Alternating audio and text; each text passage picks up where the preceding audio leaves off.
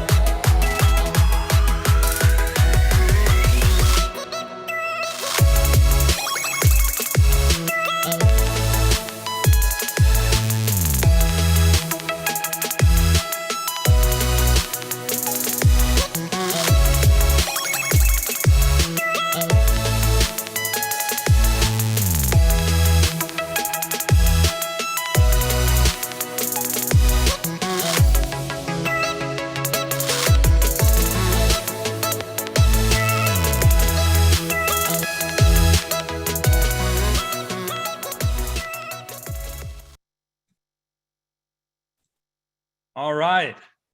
Welcome, everyone. Happy Friday. Welcome back to another Leader Factor webinar. Tim, thank you for joining us. This is webinar number 23. Is it really? 23. Wow. We're going strong. Thank you, everybody, for for joining us from all over the place. Yeah, I've been watching these greetings coming in. That's incredible.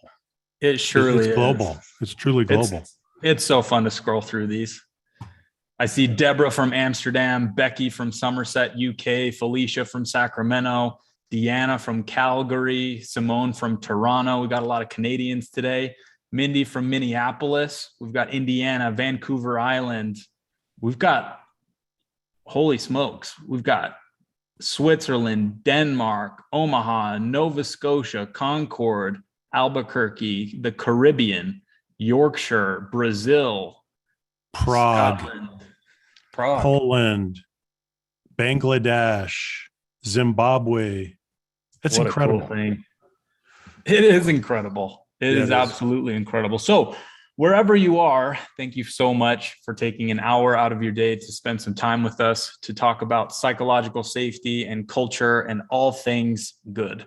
So today, I want to kick us off by sharing our mission with you, which is to influence the world for good at scale. That is why our organization exists. It's why we run these webinars. It's why we appreciate you so much as a community because of the work that you are doing in the world. Every single person makes a difference, and our mission is to make a difference through all of you and here with the content that we're producing. So Tim, it's been a little while since we did a webinar. Yeah. And Happy New Year to everyone, by the way. It has been a little bit of a while, but we're glad to be back. Yeah, we are. And just a few housekeeping items before we get started today. Know that this is going to be recorded. So if you need to step out for a few minutes or you can't attend the entire session, don't worry. That will be made available on our YouTube channel early next week. If this is your first webinar with us and you would like to see the past webinars, you can go over to our YouTube channel, subscribe, and look at all of those past videos. So I would be interested to know how many of you today have been at a Leader Factor webinar before? How many of you have attended a Leader Factor webinar? Would love to see. Okay. Few. Yeah. Awesome. Awesome. You're blowing it up, Junior. You're blowing it up. Hey, we're so excited to have you back. If it's your second webinar, or your first, or your 23rd, thank you so much for spending the time. So it is a new year. And Tim, I wanted to kick it off by asking everyone in the chat today, do you have any specific New Year's resolutions this year? What are some things that are top of mind for you as you enter 2022? I know we're in the swing of things already. What are some resolutions that you have? We've got fitness, self-care. Thank you, Matt. Do less, finish more. Deborah, I really like that one. Ratna, letting go. Self-care is a big theme, isn't it, Junior? It sure is. Yeah. Thomas, lose 25 pounds by April. Love that. Janine, more of a commitment, simplicity to action. Good. Stop having a bad conscience. Acting, learning and sharing, taking your business to the next level. Bringing psychological safety, group coaching. Maureen, I like that one. Practice more mindfulness. Ask myself, is this the best use of my time? I love that question. I've been thinking a lot about time and attention lately. Expanded consciousness. Improve playing my instrument. That's great. No, that's cool. Love that. That's great. What instrument do you play? Junior, you got to get back on the piano, right? I know. I used to play a lot of piano, and it's still something I so enjoy. But it's hard to fit it in with everything else, and I should find time for it. Yeah. Tim, do you have any resolutions or goals? Anything that's top of mind is another way to put it. I want you think about. I want to help this year? I want to help people navigate this pandemic as we reach our second birthday for the pandemic, and so much that goes with that, all the turmoil and dislocation. So, and we're going to talk a little bit about that today. Yeah, awesome. Sure. So today we're going to be talking about why demand is exploding and what to do about it. And I want to just briefly plug the book if you haven't had a chance to read the book yet, The 4 Stages of Psychological Safety. Dr. Clark wrote that book. And it is really interesting to see what it's done in the category of psychological safety. If it's a relatively new topic for you and you'd like to understand what it is, or you'd like to do a deeper dive and understand about the model, pick it up, give it a read. I want to share just a quick review from Alan Wickler. So Alan, thank you for taking the time to write this. Timothy R. Clark's book is a must-read for leaders in all organizations that want to keep pace in this fast-changing world. And we're going to talk about that today. Clark's background in the social sciences enables him to explain in simple terms why and hows to engage staff at all levels, to leverage their knowledge and creativity to not only achieve organizational goals, but to innovate and move forward. Psychological safety needs to be nurtured, another thing we'll talk about. And Clark's book is the first and only book on how to do this that I've read. It should be required reading for current leaders and trainees in industry, healthcare, and service organizations. So Alan, thank you again for taking the time to write that. If you have read the book, we would really appreciate a review on wherever you bought that book so that other people can see it, so that we can continue to get this content out into the world.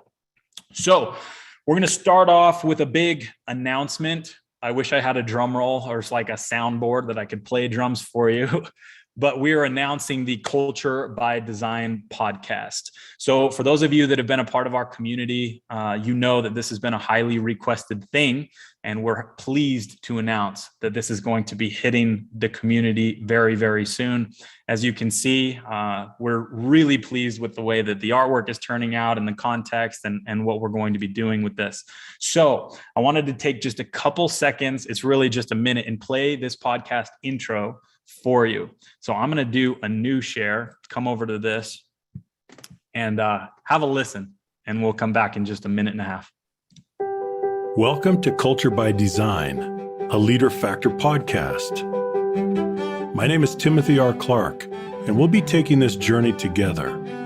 I've spent my career studying and leading organizational transformation, and I can tell you that culture is always the biggest challenge.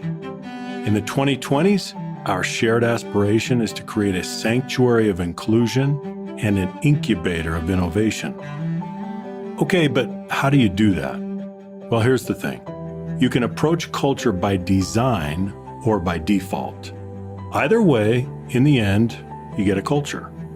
But if you approach it by default, you should fully expect to get a culture you don't want. This podcast will provide you with the insights you need to create culture by design. We'll bring together expertise from around the globe to discuss the unique challenges facing leaders working in highly dynamic environments. We'll cover a variety of topics, but always tie them back to the formation or reformation of culture. The principles and practices we discuss will help you scale your influence as a cultural architect. Subscribe to the Culture by Design podcast and join me on this journey.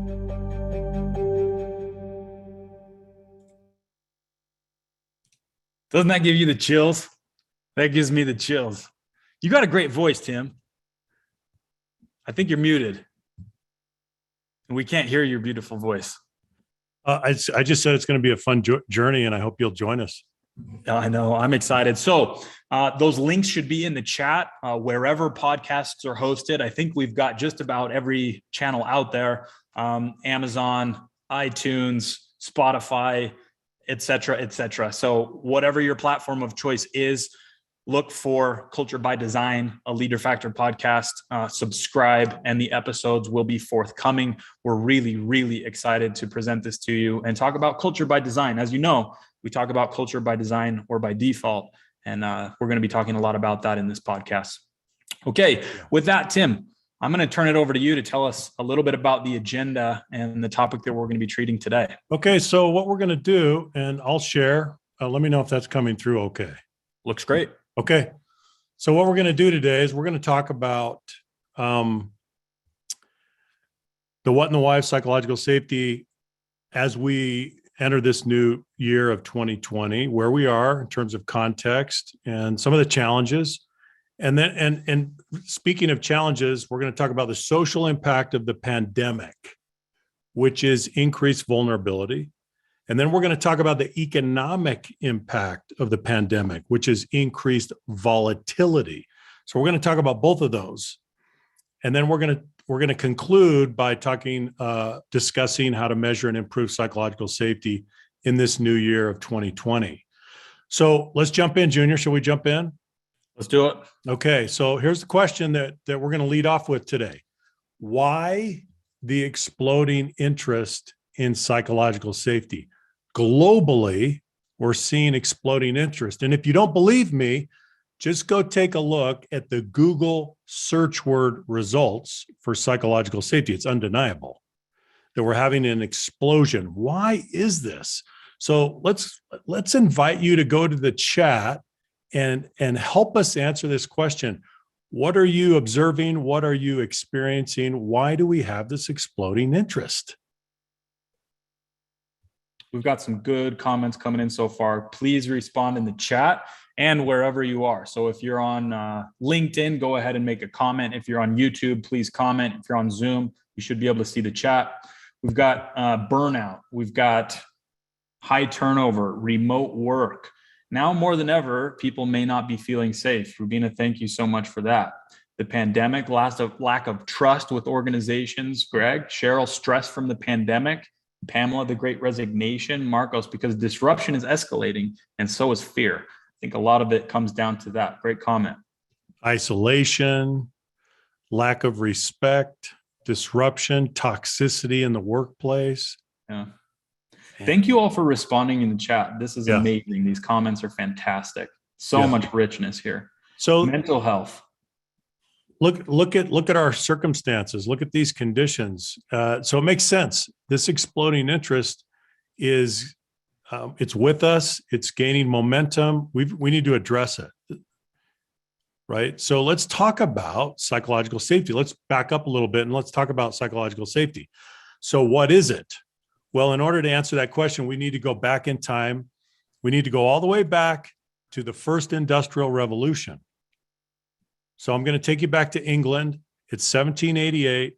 The British Parliament passes the Chimney Sweepers Act. Why did they do that? Well, they looked around and chimney sweeps in London and in other industrial cities throughout England, all the way up to Scotland. These chimney sweeps were conscripting boys as young as 4 years old to work in dangerous conditions and for long hours. And so, did you say 4? Yeah, 4. 4 years old. So the British Parliament, they called time out and they said, hang on, that's not right. We can't do that. So we're going to prohibit that. Out of that law came this concept that we call duty of care. Well, what does that mean? A duty of care means that we have a responsibility to look after each other in the workplace.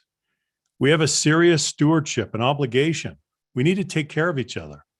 So that concept of duty of care, it started out with reference to physical safety.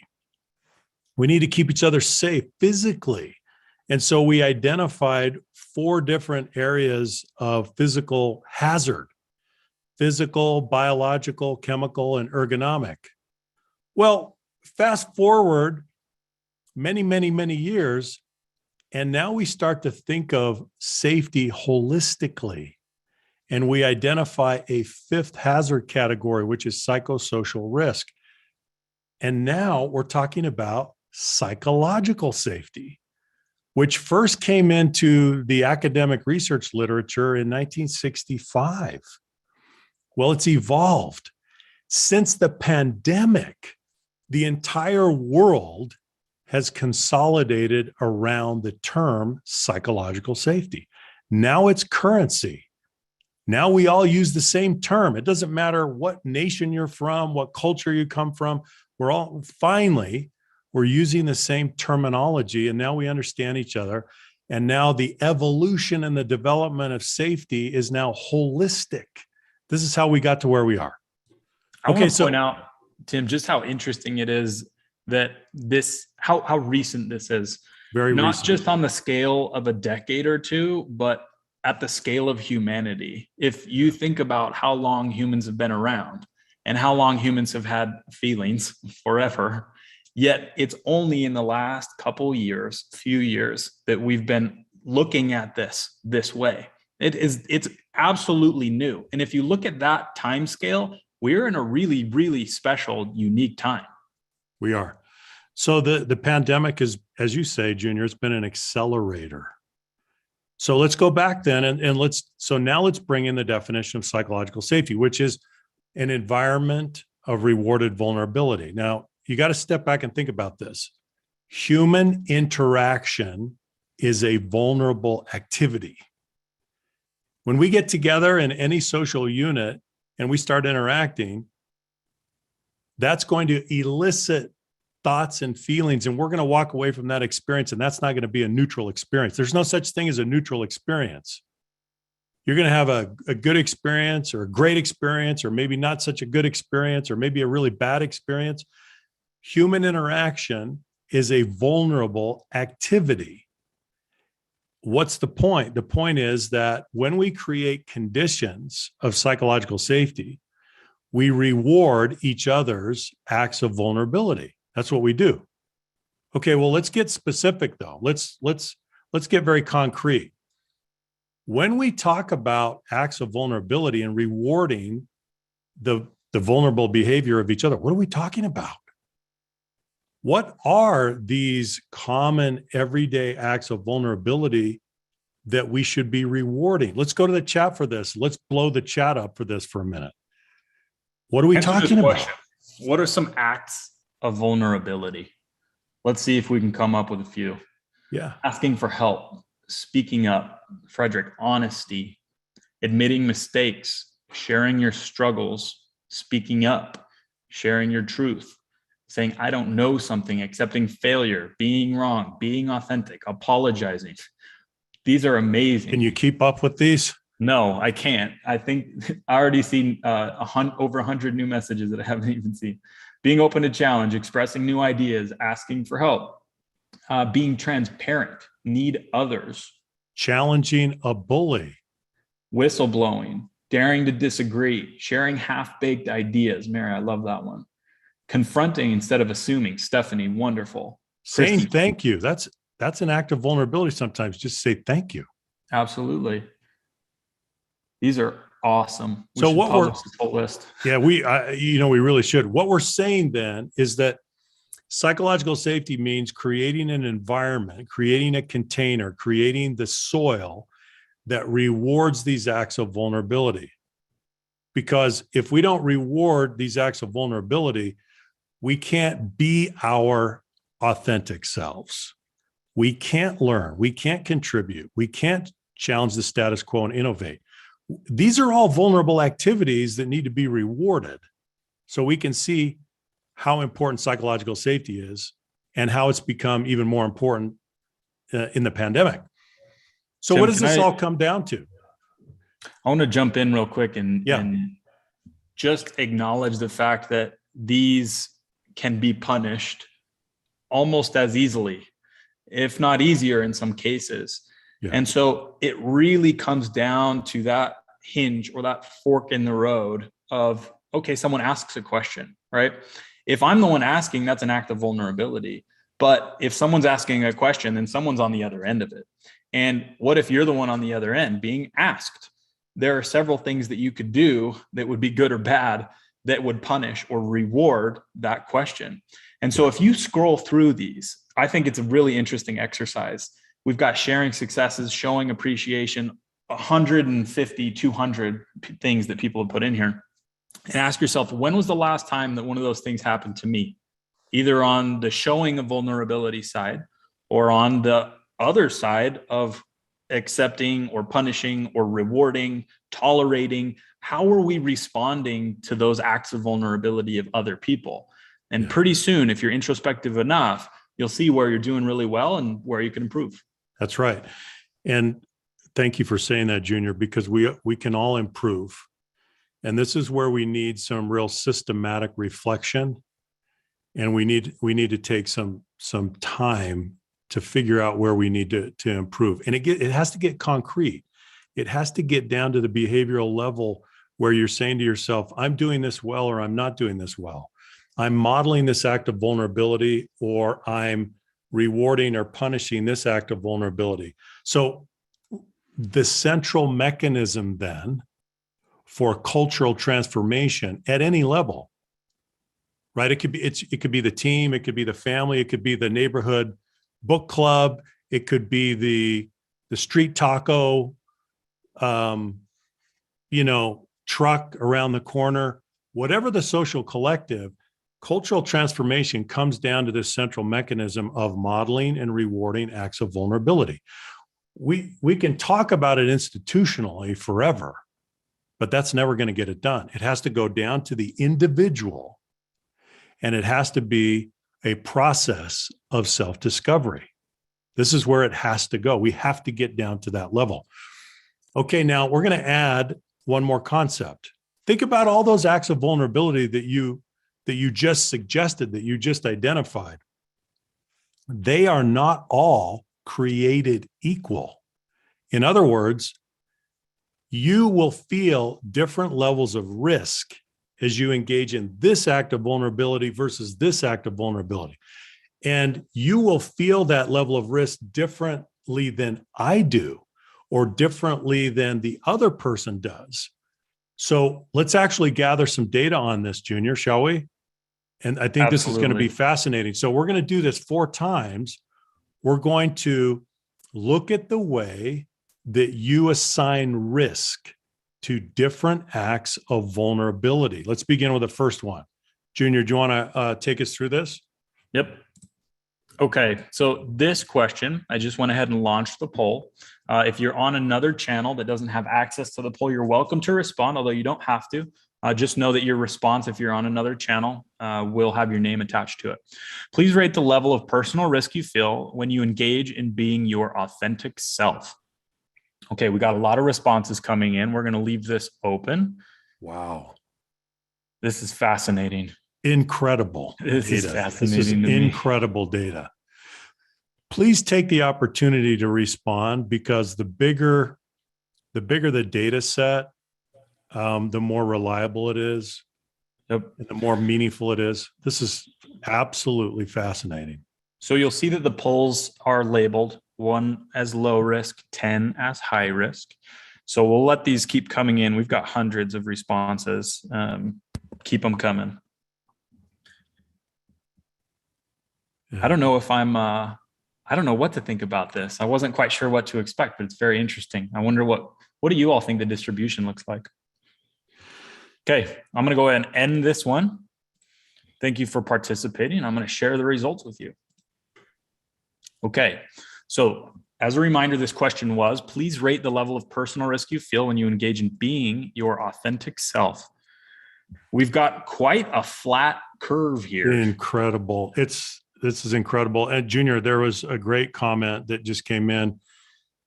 So it depends on your intersectionality as a person, your bundle of demographics and psychographics you bring to a given social setting. Yeah. That's absolutely true. We have to acknowledge that. Absolutely. Right? Absolutely. And it's interesting because your intersectionality, the risk you may feel, would depend environment to environment, right? Yes. Where you are and who you're with and what you're doing. And so even though those variables might remain static, the environment certainly doesn't. That's and right. You could go to a variety of different places and be treated very differently, or at least feel different levels of risk. So it's interesting that we've got, so 7% said 1, very low risk. So think about that. I think that that's particularly interesting, is we have people that are saying, I feel almost no risk at all being my authentic self. And yet you have someone on the opposite end of the spectrum at 10 saying, I feel an incredible amount of risk being my authentic self. In the same situation. So this is where your intersectionality meets a social context and a set of conditions. This is where those two meet. Yeah. And it could be very good, or it might not be very good at all. And we acknowledge that. We recognize that. This is what we're trying to understand better. Junior, let's go to the second one. Before we go to the second one, I just want to call out that the highest category was 7 at 16% and then 8 at 15%. But that was the highest level. And then at 3, we have 14%. Yeah, we do. And so the most selected categories weren't selected by much more, only a little bit. So what are we pointing out? We're pointing out that the carried risk that you associate with a given act of vulnerability is going to vary. Yep. It really is going to vary. And I want to call out too, and then we'll launch this next poll, that if you responded 1 or 2 or 3 or 4, acknowledge that there are other people responding 6, 7, 8, 9, and 10, right? And that not everyone perceives risk the same way that you do. And so you can appreciate the people that are on the other side of the spectrum giving the opposite answer. That's right. Okay, so I'm going to go ahead and run poll number 2. This one, please rate the level of personal risk you feel when you engage in admitting you don't know something. So Junior, do we want to specify at work here? I don't know. What do you think? Or just in general? I think just in general. Just in general? Okay. So just in general. And I think that would have an effect on the results, right? Yeah. Yeah. So just in general though. Okay. Yeah. Distribution's a little different this time. Wow. Yeah. Go ahead and get your response in there. It just, yeah, it's so fascinating how this varies and how different acts of vulnerability do carry different levels of risk, and that all acts of vulnerability are not created equal. It's very true. Yeah. Yeah. Higher at work, lower in general. Yeah, we're getting a lot of chats about that. And I think that that's definitely the way that it would skew. Okay, let's go ahead and end this one, and I'll share the results with you. Okay. Okay, this one's a little bit different. Still a somewhat flat curve, but we've got low risk, 1, 13%, 2, 17%, 3, 17%, 4, 13%, and so on. Yeah. And still, interestingly enough, we have 10s and 9s and 8s, even when we framed the question, asking questions generally, right? Not even at work. And I think if we would have framed it at work, we get more 8s, 9s, and 10s, but just general, the asking a question seems to be a vulnerable activity or risky activity for people.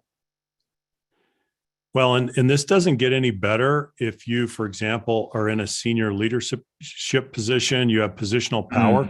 Sometimes the risk that you associate with this act of vulnerability gets even higher because you think that everybody thinks that you should know the answer. Yeah. Right. So that goes back to the imperial model of leadership. That's fascinating. Yep. Imposter syndrome. These are good comments in the chat. Keep those coming and help us out with these. Give us your 2 cents. Yeah.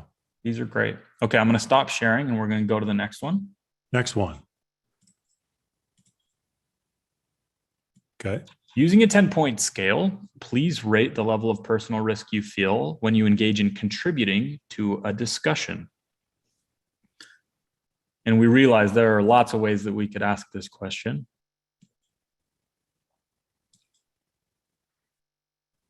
Thank you for your responses. These are great.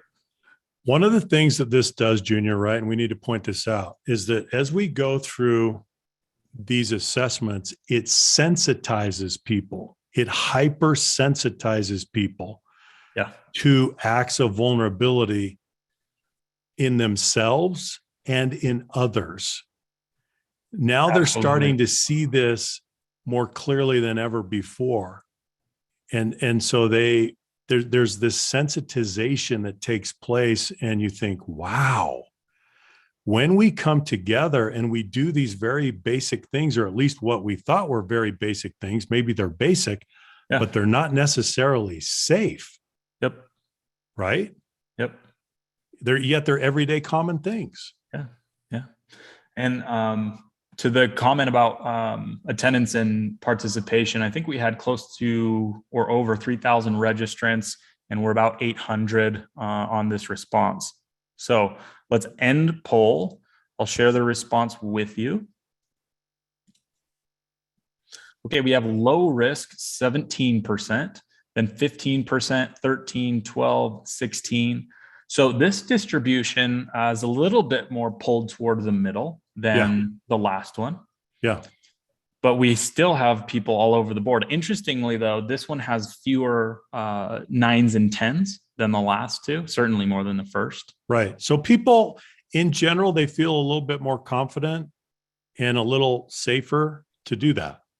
Yeah. As an act of vulnerability. Yeah. Okay. I'm going to stop share and we're going to go to poll 4. Okay. This is the last one. Okay. Use this for the frame at work for this one. And I know that the positioning, it all matters, the way that we ask these questions. So it'll affect the answers. We get that. Please rate the level of personal risk you feel when you engage in challenging the way things are done. We've got some LOLs in the chat. High risk for sure. Thanks, Marissa. That's great. This is really good. Yeah. Thanks, So do you think the everyone. distribution pattern is going to be different on this one, everyone? Yeah. Yeah. Yeah. Oh, I love it. Howie says, born to challenge. Do you know what? We need to put that on a t-shirt. We do. Born to challenge. I love that. That's what we need. Yeah. That's what we want. We want conditions that will reward that behavior. Yeah. Right. Yep.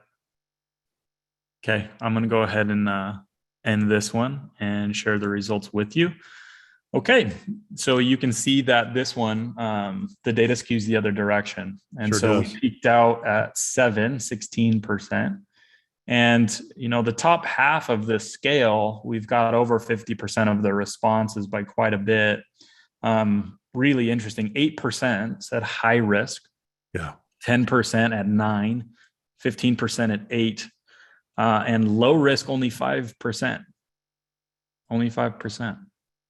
So Pretty one of the amazing. things that I think about is the 4 questions that we asked are interesting, but you could ask, 100 others about specific pieces of risk that people feel in certain situations, and we could talk about demographics and those things that people are talking about in the chat. And it just goes to show, for me personally, when I look at this data, it goes to show that there's vulnerability all over the place. That's one of the things that hits me when we talk about these things, is it's happening everywhere, all the time, with almost anyone. Anytime I interact with anybody, there's a level of risk, and that different people perceive that risk differently. Yeah. And the way that I perceive risk in a certain category could be fundamentally different from the way that someone else does. And that could be a result of many things: demographics, competence, personality, a whole host of things. Yep. That's really true. Well, someone just talked about the impact of authority and job security. For sure. Those are For sure. other factors that are bearing on the level of risk that you associate with these acts of vulnerability. But overall, I think we've proved the point that these acts of vulnerability are not created equal. They're just not. And so one of the things that we see way more frequently than we would like to is when leaders in an organization say, we're going to create a speak up culture. And from here on, we want your honest feedback. We want your candid input. And here we go. As if you can just jump over to some of the highest risk acts of vulnerability and just do that. And we're going to just decree that into existence with mere words. I find that amazing. And yet I hear that all too frequently from leaders in organizations. So that's not going to work. Okay. So we're trying to help organizations around the world figure out how to make the journey to do what? To do this, to create a sanctuary of inclusion and an incubator of innovation. These are aspirations that we share, but we struggle to get there. How do we get there? So let's bring in one of the most important premise here, and that is, you can approach culture by design or by default. And Junior talked about this. He mentioned this before. This is always a choice. Culture is not a choice. You're going to get a culture. There is no team. There is no social collective. There is no organization on planet Earth that does not have a culture. Every single social unit, social collective has a culture. That's not a choice. You're going to get one. The choice is how you approach it. You're going to do it by design or by default. And as I said in the intro, you heard it for the podcast. If you decide to approach culture by default, you're taking a big risk. And there's a very big chance, very high chance that you're going to get a culture that you don't want. It's an intolerable risk in the 2020s. We have entered the decade of culture. That's what I believe. That's the way that I frame this decade. And so let's take it a step further and let's define what we mean by culture. Here's what we mean by culture. Culture is the way we interact. 4 words. It's the way we interact. Now you could say, well, Tim, hang on a second. There's a lot to culture. There's attitudes and beliefs and mores and artifacts, and all of these things are part of culture. And my response to that would be yes, but they all come out at the human interface. When we start interacting, everything comes out. All of those things find expression and they translate and they convert into norms. What are norms? The patterns of behavior. So it's the way we interact. Fish have water, humans have culture. You cannot get out of the culture and dry off with a towel. Can't do that. You can't get out of the water. So it's so important. Your culture has a profound impact on you personally, on your productivity, on your engagement, on your mental and emotional well-being, let alone the productivity and the results of the organization. We're getting a lot of agreement in the chat. And it's really interesting the way that people perceive this and the way that they feel this, because everyone is a part of a culture in any social collective of which they're a part, at work, friends, school, whatever the case might be. Yeah. And a culture emerges very quickly. And so there's been some chat about the difference between microculture and macroculture and the way that we affect both of those and the way that we feel those. So a lot of people are saying culture really is local. I think that's an interesting idea, right? Well, we should talk about that for a minute, Junior, because let's talk about the anatomy of culture and how it comes down. So if you're a part of a larger organization, you have a macro level culture at the level of the institution, right? The whole institution. And if we were having a conversation, I could say, would you share with me 3 defining patterns of culture that you see in your larger institution? And you'd be able to do that. But then we'd go down to the subculture, which exists at the level of, in an organization, perhaps a business unit, a functional area, a geography. And you could tell me how that was different from the institutional culture. And then we could go down one layer more, all the way down to a team. And at the level of a team, we have a microculture. And the microculture is the most important and most profound expression of culture. Why? Why is the microculture the most important expression of culture? Why is that? Why does it matter the most? What do you think, everyone? The microculture. Yeah. Why is the microculture the most important? It's the one you're in. Yep. It's the one you feel the most, certainly. Yeah. It's the one that affects you the most. It's the one that influences you the most. It has the biggest impact. Biggest daily impact. It's where we live. It affects your life the most. It's where the rubber meets the road. It is. Yeah. And I think that that's one of the things that that's hit me recently, is that many times culture is talked about at the macro level, and people feel like that's cement. People feel like that's impenetrable. People feel like that's to be done by other people, to be decreed, to be designed elsewhere, where really that microculture is something that we have a lot of control of, a lot of influence over. And so our behaviors day to day, I think, is the pulling it down to rubber meets the road, the way that we affect the microculture at a team level. Because if we disassociate ourselves from the macro level culture and say that it's impossible, then it becomes difficult for us to really do anything if that's the only way that we look at culture. But if we understand the micro definition, it becomes more operable. Absolutely. I've got to repeat this. I think it's Horatio. I hope I'm saying your name correctly. You just made a brilliant comment. You said, it's where we breathe. Yeah. I love that. Yeah. Thank you for that insight. That I could not capture that better. It's where we breathe. Okay. So what is psychological safety in the context of culture? It's the heart of culture. It's the central barometer and indicator of the overall health and vibrancy and strength of a culture. And so for those of you who have never seen the 4 stages, this is the empirical pattern, the global pattern of the way that psychological safety increases on a team or in a social unit. So we begin in a state of exclusion, right? Exclusion means that we don't know each other. We just come together. We haven't interacted before. And so here we are. We're in a state of exclusion. Let me see if I can highlight this a little bit. Let's see if that'll work. There we go. So there's exclusion. And then we get together and we start interacting, and the patterns of interaction emerge, the norms emerge. And hopefully we all feel inclusion safety. What does that mean? I feel included, accepted. I belong. But not everyone feels that way. Some people are left in the shadows. They feel marginalized. Stage one inclusion safety is the foundation.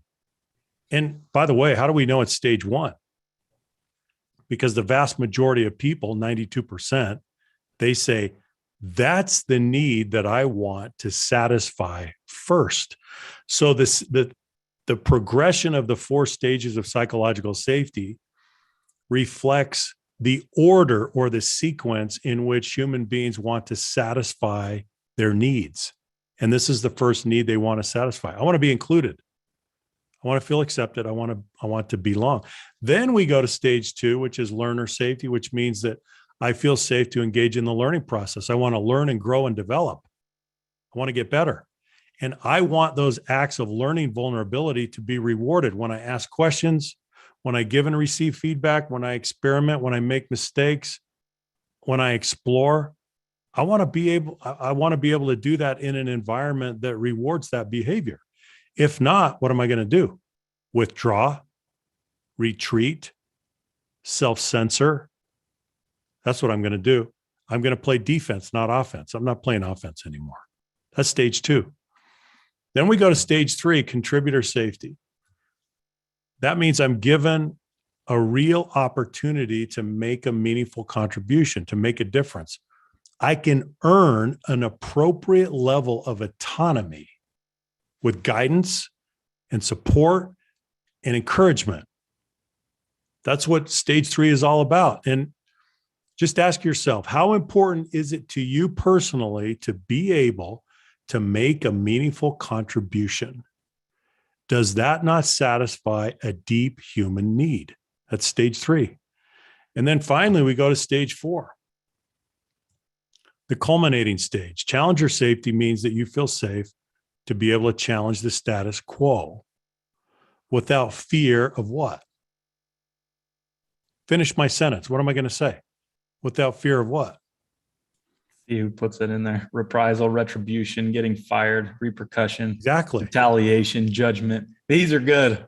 When These you are get really to good. stage 4, this is the highest expression. Everything comes together and you're able to challenge the status quo. In that area, by the way, this is where we innovate. Innovation requires intellectual friction. It requires that we have an idea meritocracy, that we really go at it, that we have constructive dissent, that we have creative abrasion. Okay. So that's the overview of the 4 stages. Now let's get back to the pandemic. So Junior, if you could explain this slide to everyone and what we see. Absolutely. And shout out to the design team for the mushroom cloud virus. I thought that was pretty sweet. That's so James, nice work. So impact of the pandemic, you see these 2 arrows, social vulnerability and economic volatility. That's about as succinctly as we could put it. It's about as far as we could reduce it. Those are the 2 categories of impact that we have been able to see. And what's interesting is that I think there's universal agreement that these 2 things have happened in each of our lives to some degree. Social vulnerability. So what is social vulnerability? And I would ask the chat, why do you think that we put this as a category of impact? Social vulnerability. How has vulnerability increased in a social context by virtue of the pandemic? Go ahead and put that in the chat. I'd be interested to see. One of the things that was most apparent to me is that you have a window into my life now in a way that you didn't before if you're on my team. All of a sudden, we're thrust into this virtual environment where, I might have a child run into the room who needs something really quick. That didn't used to happen, right? 5 years ago, if something like that happened, that was a big issue, right? I remember the news clip that's famously went viral when the child entered in when the person was on the news. And that was a big deal. Now, if that happened, I don't think anyone would bat an eye. They'd be like, that's my life every day. Yeah. So and we'd say, we'd say great, fantastic. Yeah, Hopefully we fantastic. would. Yeah, yeah. And so that's one component, right? There are so many others, and I appreciate everything that's going in the chat right now. Then economic volatility, and both of these things are happening at different levels, both the macro level environment and down to the person, the individual. We all feel this personally, and we all feel this as organizations, enterprises, big collectives, countries, all sorts of big groups, right? So economic volatility, how has this affected us? Macro level, well, there have been real big impacts and consequences because of the pandemic. If you look at supply chain alone at the macro level, that's affected many organizations. The ability to work, people's ability to even go work, very impactful. And depending on your industry, that could be a really big deal. Yeah. All the way down to the consumer. I go to the grocery store to purchase a few items and suddenly they're more expensive or suddenly they're not available. So we're experiencing these things down all the way at the consumer level, each of us as individuals, right? Mm-hmm. So those are the two categories: social vulnerability, economic volatility. So Junior, let's get personal. And some people have already mentioned some examples of this, but let's get personal and ask people about the specific social vulnerability they have experienced during the pandemic or are experiencing now. Yeah. What are you going through in terms of social vulnerability? What are examples? Others in my bedroom through Zoom. Okay. Yeah. Yeah. You're always working. That was an interesting one. For me, for sure. There's no distinction, really, no physical cutoff as to where work ends or begins, because it's done at the same place. Yeah. No separation. Isolation. Yeah. Mm-hmm. Always on the job. Okay. And this is tough. This is a big challenge for millions of people right now. Yeah. Camera on, camera off. Social isolation. Yep. Healthcare decisions. Blurred lines. Yep. Lack of childcare. Well, that's an interesting one. Absolutely. Yeah. Wow. Look at these. Yeah. Loss and grief. Yeah. It's incredible. It's incredible what we've been through. Wow. Yeah. It certainly is. It's impactful reading these. Yeah. Thank you for these are acts of vulnerability for you to share. Yeah. Thank you for doing that. Yeah. It just makes the experience richer and it gives us all insight, especially because you're coming from all over the world. And so we're here to learn from each other. Yeah. And I think we are. Yeah. Okay, let's ask the same question, but let's move over to economic volatility that Junior talked about. So in the economic sphere, how have you experienced economic volatility? We don't mean at the level of the macro economy, but for you personally. Yeah, $5 a gallon for gas in California. There you go. This is what we're talking about. Real impact. How are you feeling the real impact? Partner lost a job due to the pandemic, limited food supply, empty shelves at the store, less work. No toilet paper. Yeah. It's true. It is. Yeah. Okay. Wow. And we're not out of the woods on this. No. Right? We're not. I'm trying to keep up with the chat here. Yeah. 4 kids at home. Yeah. Distance learning. Work trip moved to digital. Isolation, house prices, rent increased 54% in Miami. Are you kidding me? Wow. Healthcare shortages, maid services. Yeah, tons of this stuff. Yeah. Inflation. Yep. So again, look at the impact. Yeah. Yeah. Thank you for sharing these. Man, that's incredible. Social vulnerability, economic volatility. Yeah. We're all living through this. We're going through this together, but the impact is different for all of us. But we're really feeling it.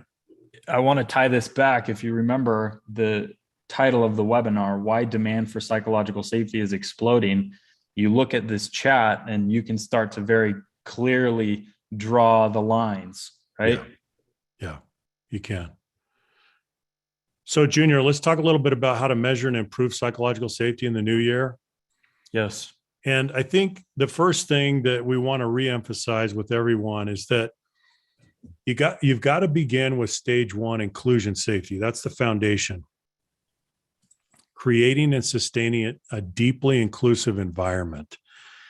That is it's built on a humanity first principle. Humanity becomes your highest loyalty. Now, we are all bundles of demographics and psychographics. We know that. And those are very important. We acknowledge that. But we cannot elevate any of those characteristics above humanity. As soon as we start to do that, we sow the seeds of division.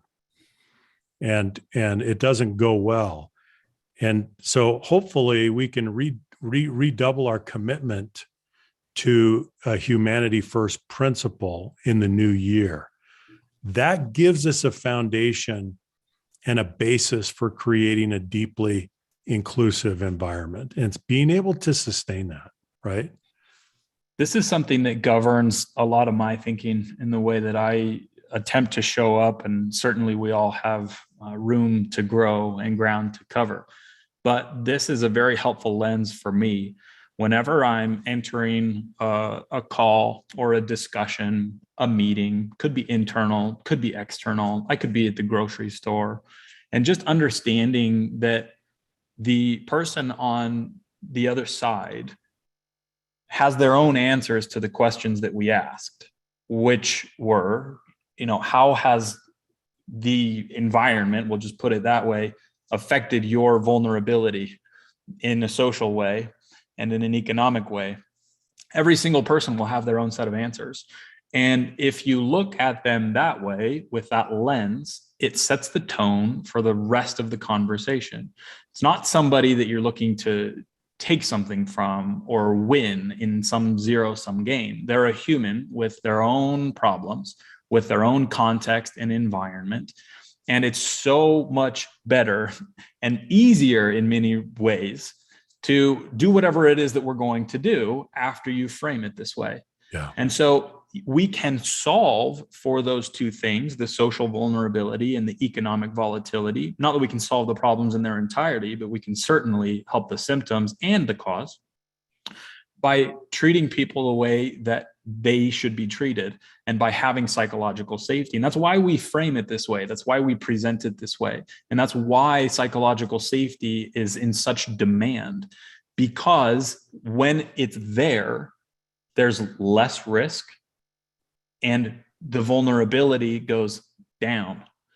Maybe the vulnerability doesn't go down in some ultimate sense, but the way that we predict that it will be treated is very different. And so we're willing to engage, we're willing to ask questions, we're willing to contribute, we're willing to challenge. And what effect does that have?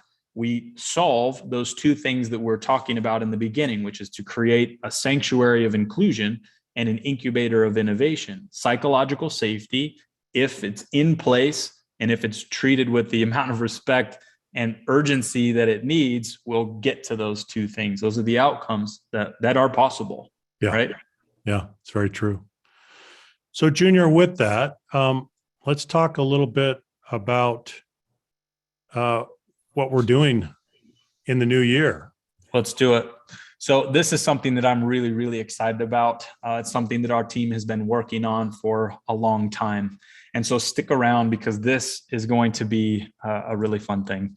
So we have spent the last 2 years creating this solution. You've seen a lot of our other offerings. This is one that we're very, very excited about. And if there were one thing that you could do for your professional development and personal development, I might argue, this is the most important thing that you could do this year, is join us for a half day to dive into psychological safety. So we've created this workshop. The page will be linked, and we've launched 2 dates.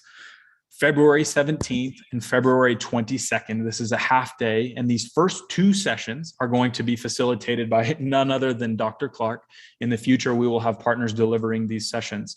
But these first two are very special to us. It's the first time that we're going to be delivering through this specific modality. And so Dr. Clark will be running these sessions, and you'll have an opportunity to engage not just with us, but with other people in an intimate environment. We're capping these sessions at 20 people to talk about psychological safety, to give you the tools that you need in order to improve at a personal level, at a team and organizational level. So this is for anyone, an individual contributor, a manager, an executive in any industry. So if you're on this call, this is relevant to you. So I'll scroll down. You'll see a little bit about the 4 stages model. You'll be able to check out the agenda, and you'll be able to see that it's powered by the Leader Factor platform. We've got technology that will support this process through pre-work, through self-assessments during the workshop, and through a 30-day action plan that will support your efforts going forward post-workshop. So go ahead, hit the link that will be linked in the chat and on whatever platform you are on. And we can go ahead and fill up those sessions. We would love to have you with us. So we've got just 40 spots available across those 2 dates. So we would encourage you to check this out. And if you think that it's something relevant for you, go ahead and sign up. And if you have any questions, feel free to reach out. But we're very excited about this offering, and we feel that the world is in need of this content. And this is part of what we're trying to do to influence the world for good at scale. Yeah. So with that, Junior, I want to share, I'll go back and share my screen and a parting thought for everyone. We really feel that we're all cultural architects. It's so interesting when we talk to people, we say, so who's responsible for culture? Well, people look around, they may look up to senior leadership, or they may look over to their colleagues. But our very strong point of view is that we're all cultural architects. It's embedded in our role. And we wake up, we model, we reinforce, we reward acts of vulnerability, or we don't every day. So think about your role. Think about how well you're doing this. Think about how you're cultivating psychological safety on your team, in the social units that you interact with or in. And so with that, we just want to thank you for joining us today, spending a few minutes with us. We're very grateful, and Happy New Year to everyone. Junior, anything that you'd like to share as we wrap up today? Just a thank you, just how much we appreciate you and all the work that you do wherever you are. We know that people that opt into these sessions tend to care about people. That's the overwhelming majority. So thank you for caring. Thank you for spending some time with us, and we will continue to work hard to create value for you and bring psychological safety to the world, because it sure needs it. So with that, we'll go ahead and sign off and wish you a wonderful weekend. Until the next time. Thanks, everybody.